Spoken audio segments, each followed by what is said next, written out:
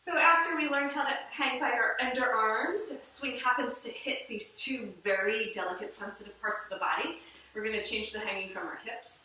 And just a little tutorial about why is the swing so incredibly powerful and therapeutic. Most injury is happening in the two major hubs of the body, neck and shoulders, hips and lower back.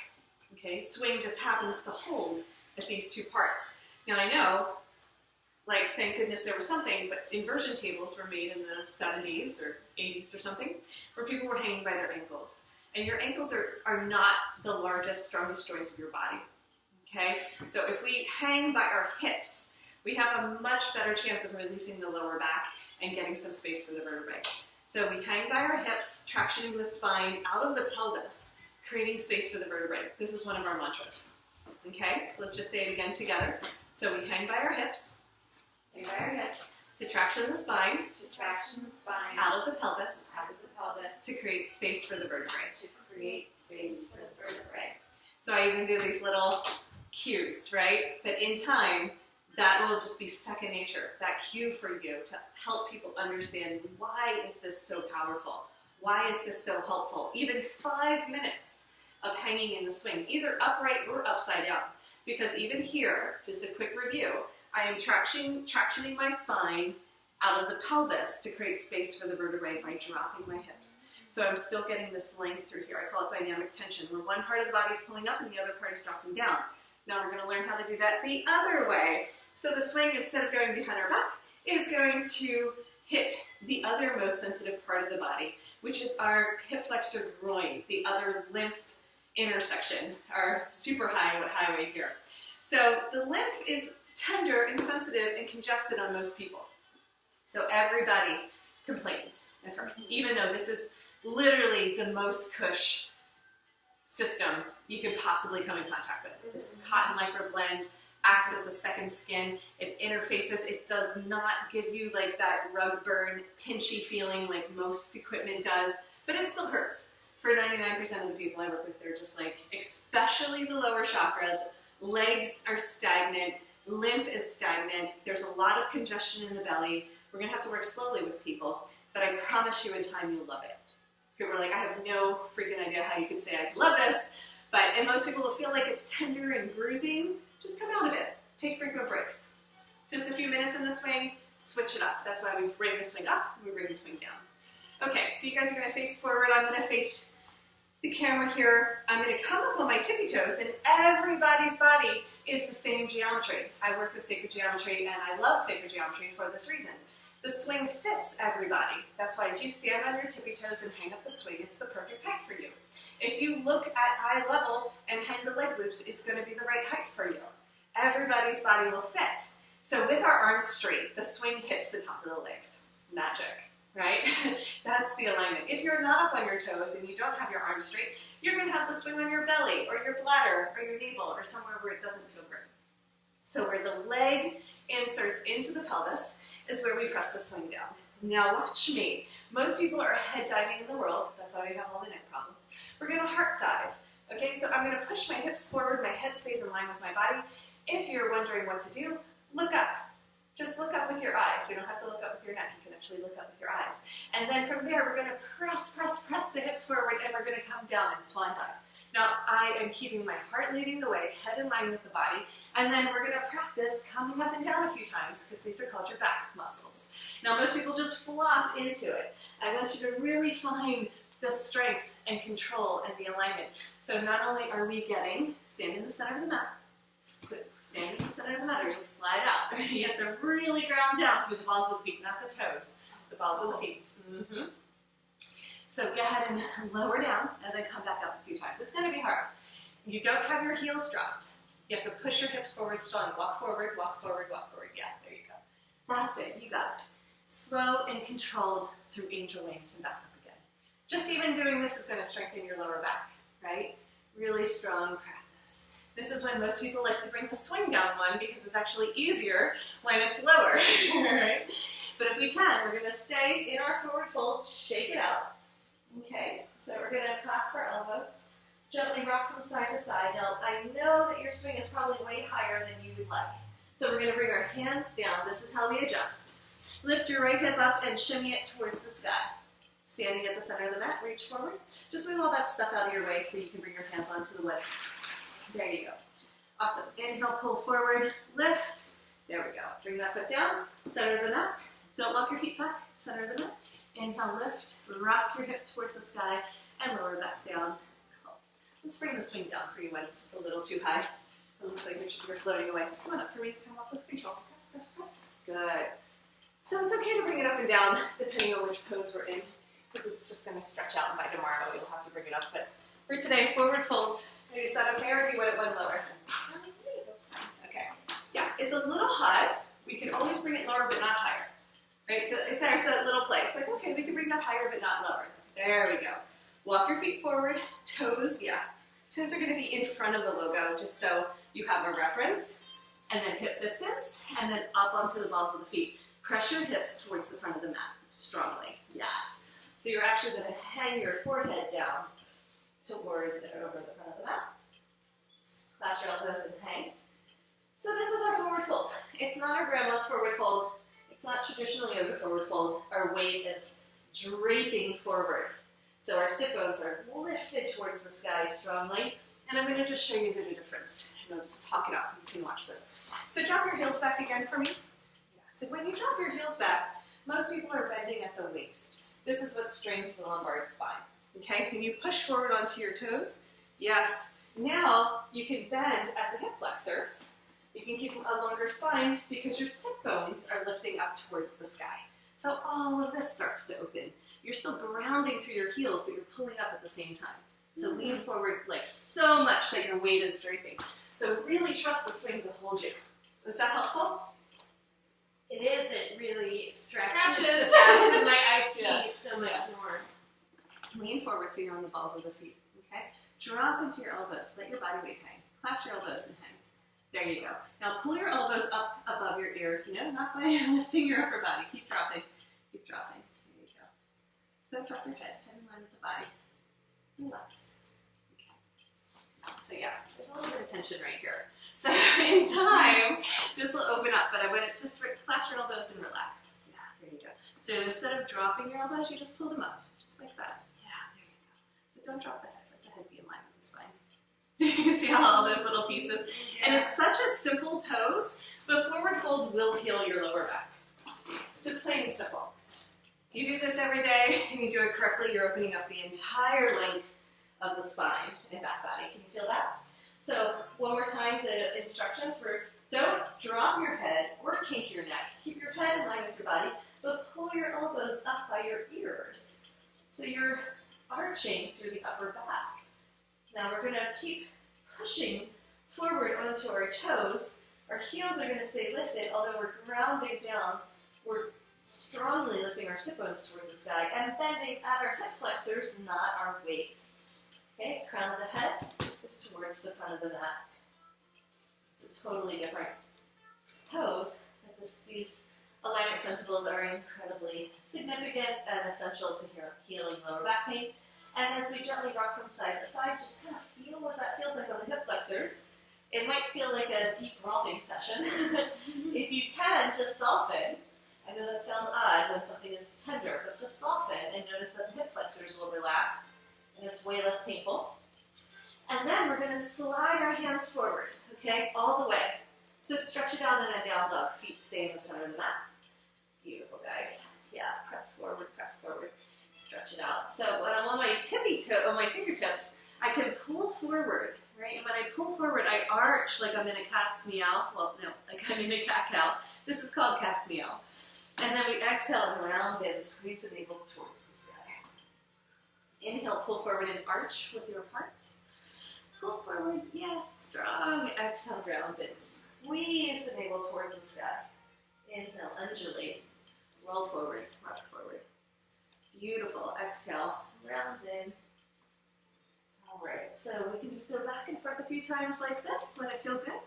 And then what we're going to do is add a leg. So let's plant the left foot in center, right leg raises up.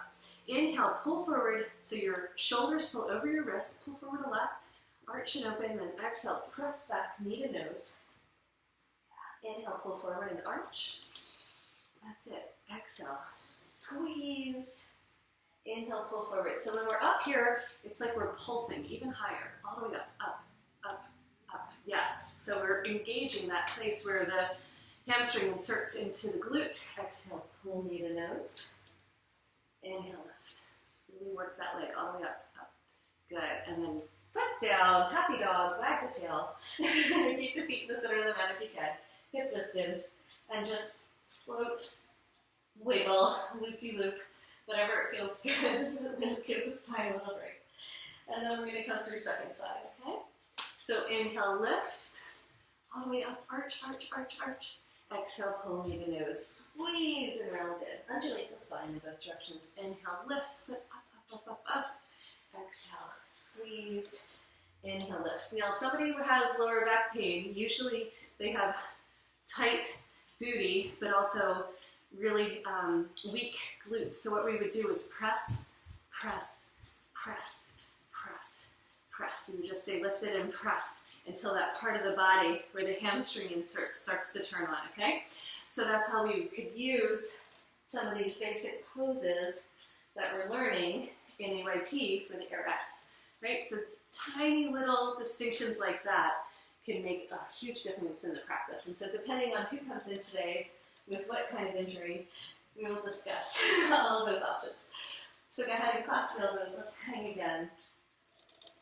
Remember, ears in line with the biceps, head in line with the spine, lifting sit bones, letting the upper body drape down, and gently rock. Okay, cool. So let's come into a plank pose. We're going to stretch it out to the front of the mat.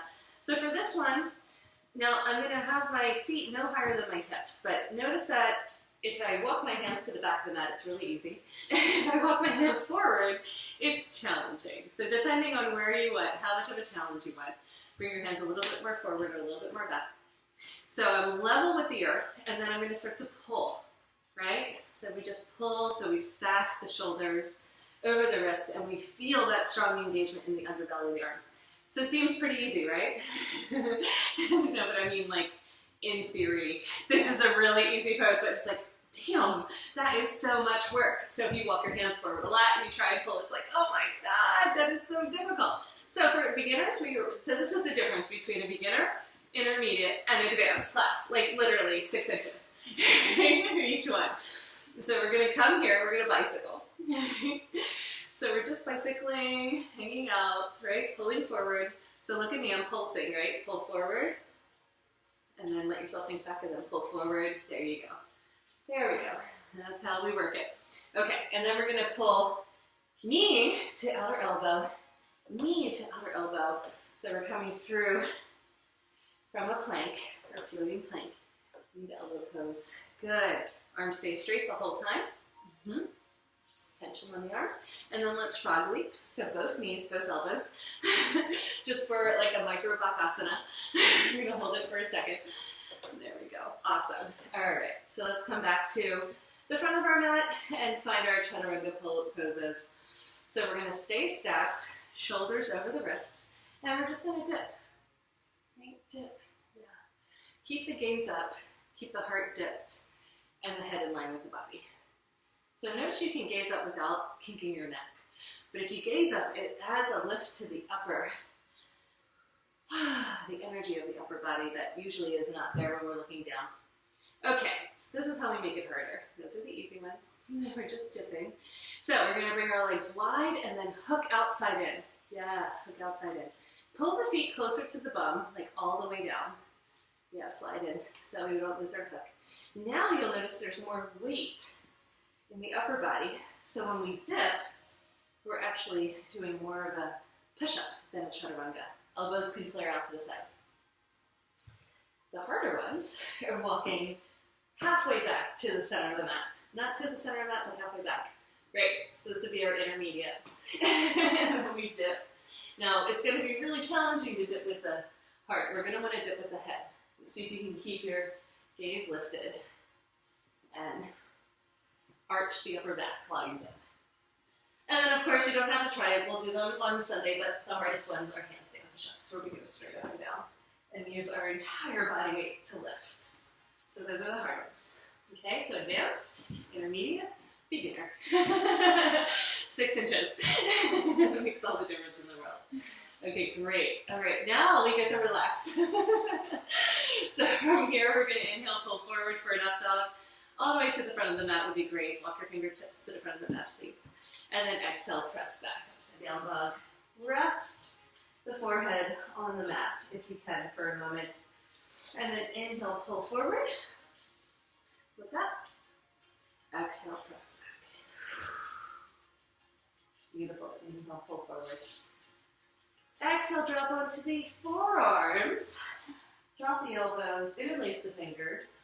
Let the head find, the crown of the head find the mat.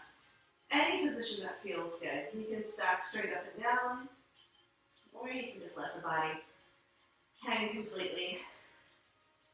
Now this is the more advanced headstand where we keep our feet hooked, right? We have that nice line of energy across our hips, holding our weight with the swing. And then the second version is we can pull our knees together, pull our feet together. So release the swing, and then you can pull your knees towards your chest. So now you're completely floating. Yeah, the more you pull your knees down, the more your head lifts up so you can find your perfect position. What feels right for today? So our shoulders are relaxed, the crown of the head is grounded down, and we give ourselves a few minutes to just float.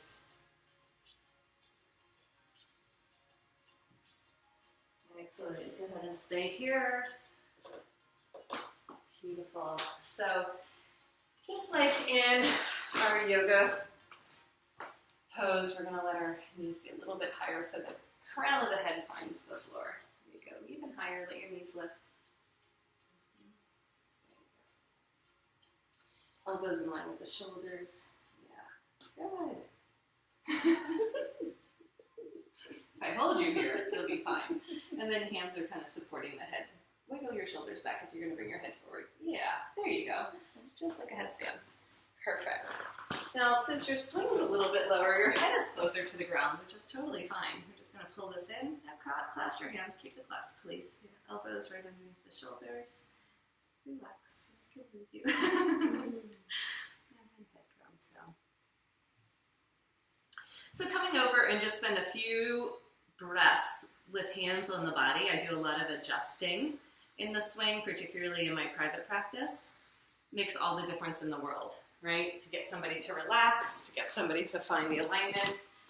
I usually find, the squeeze. When we squeeze our knees together and feet together, it's actually spreading the lower back. It's allowing the sacrum to spread out. So that cue is actually really helpful, again, for lower back pain. The entire forward fold sequence is great for neck, shoulders, even for the upper spine, but it's really quite relieving for lower back pain. So we want to hang out here for as long as we can. This is the only inversion we do in our basic training. We'll do inversions all day tomorrow. But forward fold from a down dog, so easy, okay? To come out of it, we're going to lengthen our legs down towards the ground, down towards your mat, and that'll be heavy. And as your legs are heavy, your hands are going to find shoulder distance. Feet are going to find the mat, stretch it out in our down dog. And from here, gently just wagging our tail, we're going to come up. So we press forward, press forward, press forward. Angel wings, keep walking forward, press, press, press, press, press to come up. And when we hit the top, we can hold on. Excellent, ladies. Oh, just notice how this part of the body feels after all that pressure. It sometimes feels like it expands and opens up after